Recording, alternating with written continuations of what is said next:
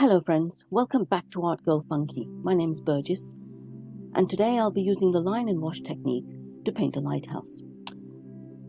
I have here 140 pound watercolor paper that I've taped around the edges to create a nice crisp border. Today's colors are cobalt blue, turquoise blue, burnt sienna,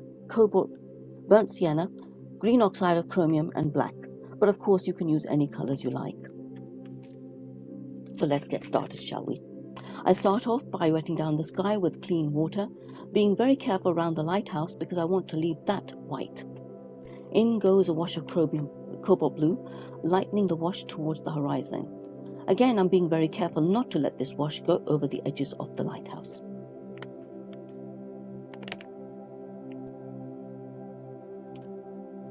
I add a darker wash to the top of the sky and then lift out some clouds with a scrunched up tissue.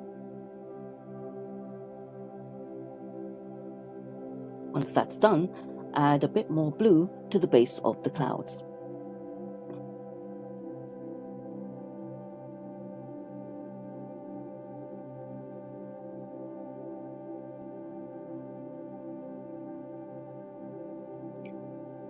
Now when that's dry, I work on the cliff face here, with a wash of strong yellow ochre, followed by burnt sienna and some cobalt blue.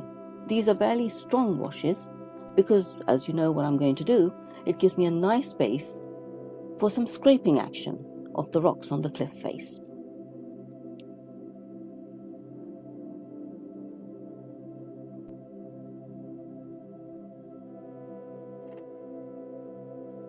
So I use a plastic card to just scrape out some rocks on the cliff face here.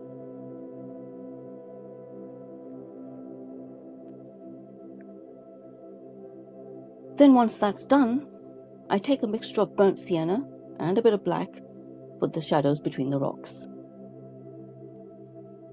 Now whilst that's drying, I handle the sea, using cobalt blue with a touch of turquoise blue, leaving some white areas for the distant waves. I try to keep the sea in the distance paler and add more colour as the water approaches the lower cliff face.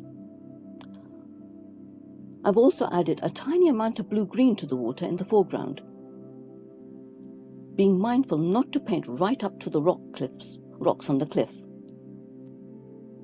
And with my brush, I dab in some clean water near the water's edge where it meets the rocks to create a background for a splashy effect. I then go in with the second cliff face. I put down a wash of grey followed by cobalt blue, burnt sienna and some black. This again leads to a perfect base for more scraping that by now you must have noticed I love to do. In with a plastic card, but since you've seen me do it quite so many times before, let's just jump ahead, shall we? Now with a damp brush, I'm softening the rocks near the water to retain that splashy effect, and finishing off with some dark tones between the rocks for the shadows. Now I'm going to deal with the cliff top here. A wash of yellow ochre followed by green oxide of chromium, making the washes darker in the foreground. I don't mind going over the balustrade because I'll be using a pen to go over that later on. I then move on to the lighthouse.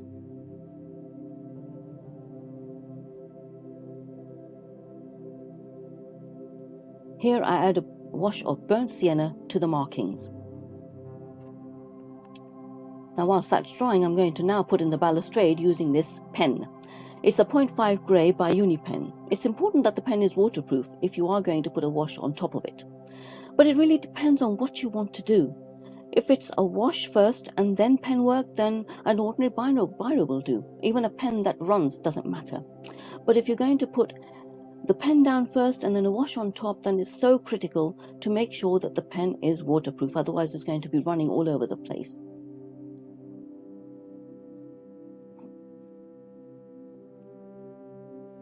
Now putting in shadows on either side of the lighthouse using a very light wash of grey. Now that the land is dry, I stipple on some thick mixes of green oxide of chromium to create a tufts of grass. I then darken the lighthouse markings with a stronger wash of burnt sienna. I then go in with the pen work again, this time doing the door, the windows, and the general structure of the house. Adding a bit more work to the balustrade this time with a black pen, and a bit of splatter on the seafront for effect.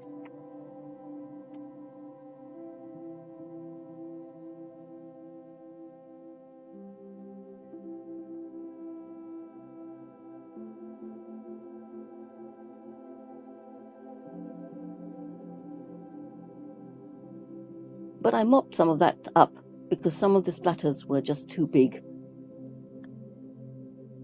And now I remove the tape, and here we have it, my imaginary lighthouse in an imaginary landscape.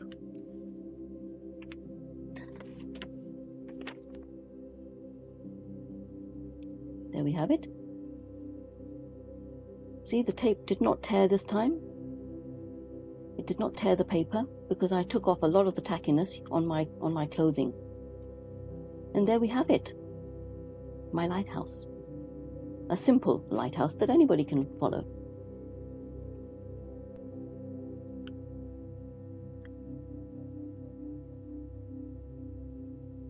But you know, after I removed the tape yesterday, I came back to it with a fresh eye and had a good look at the painting as a whole. And I noticed that there was something missing. I wasn't sure what, but I noticed that, for example, if you take a look at the lighthouse, that in itself seems to be flat because the shadows I put in yesterday dried out so lightly that they became invisible. I also felt there's something else was missing in the sea. So I went in again and decided to put in some more shadows on either side of the lighthouse rather, with a grey mix, and a fairly stronger mix, so that if it does lighten, it doesn't lighten so much that it disappears. So here I am putting it in with the tiny brush, softening off the edges as well. And I'm going to do that not just on the sides of the house, but up on the top of it where the balcony is. I don't know what that's called. Is it a balustrade? Is it a balcony? I don't know. But there we have it. I'm going to put that in anyway. I'm going in softening the edges. So just by doing that, it sort of becomes more 3D like.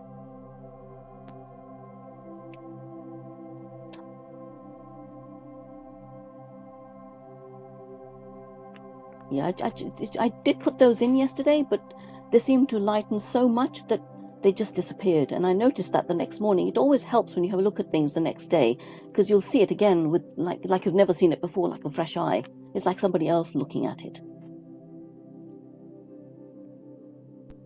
I also find if you take the picture, the painting, and have a look at it in the mirror, and you'll see things pop out that didn't make sense. So here I'm going with the pen, and I'm going to add a bit more pen work to the whole painting, like a bit more brickwork, maybe another window here, making the door a little bit bigger, just sort of going a little bit more heavy with the pen across the whole lighthouse. I'm going to go in and work on the balustrade a bit more as well, and maybe put in some pen work on the rocks on the cliffs at the bottom there. A bit of brickwork here and a brickwork there. I'm not being precious about the markings because, you know, lighthouses can be haphazardly made with bricks. And now, what would a lighthouse be without a flock of birds flanking it? So I thought this was surely missing, especially where the splashes are. And you often find, I think, birds, lots and lots and lots of birds flanking the White House itself, the lighthouse itself, I said White House, the lighthouse itself, and where the cliff meets the rocks, the water. And the more birds, the merrier. So there we have it again, my lighthouse. Hopefully I won't come back to it again. If you enjoyed this video, please do like, subscribe, and do consider pressing the bell icon and sharing it with your friends and arty friends and non-arty friends, even your children. Anybody can watch this video and learn. It's a simple painting, this one. And do have a go. Please do leave a comment. in the comments section, and please do come back to my art page again. At the moment I'm on 90 subscribers. I'd love to get to 100, so please do help me out here if you'd like, and do consider subscribing to my channel. I love making these videos, but I'd like people to actually watch them. So here we are with my very simple lighthouse in a very imaginary landscape, imaginary lighthouse in an imaginary landscape. See, I'm going a bit crazy with the pen here, but it's going to stop any minute now. So yes, do come again.